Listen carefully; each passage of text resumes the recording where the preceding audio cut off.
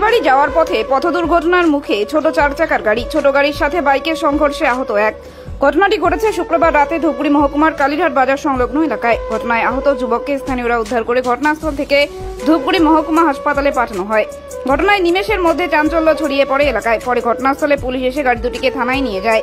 ঘটনা সূত্রে জানা যায়, একটি 4 চাকা ছোট গাড়িতে করে বিয়ের অনুষ্ঠানে যাওয়ার পথে কালীঘাট বাজার সংলগ্ন এলাকায় রাস্তায় গাড়িটিকে ঘোরানোর সময় ডাউকিমারিগামী একটি দ্রুত গতিতে থাকা বাইক এসে ওই 4 চাকার গাড়িকে সজোরে ধাক্কা মারে।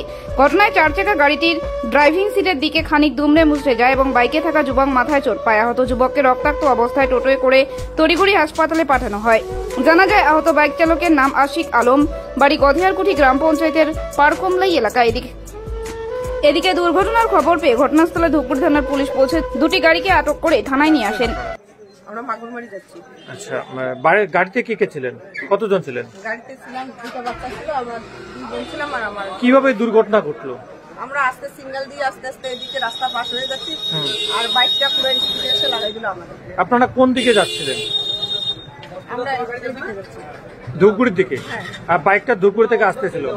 এদিকে আসতেছি। আহত হয়েছে কজন? আর তো আমাদের এখানে কেউ হয়নি। বাইক চালক আহত হয়েছে।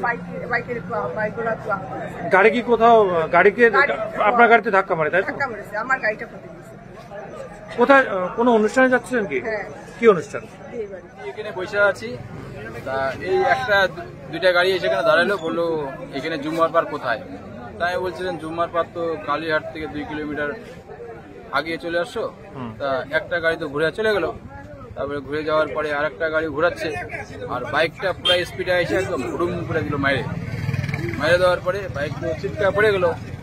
তা গাড়ি ওইখানে দাঁড়িয়ে আছে, দাঁড়ায় থাকার পরে এরকম নিয়ে তো উত্তেজনা। কি ক্ষয়ক্ষতি হয়?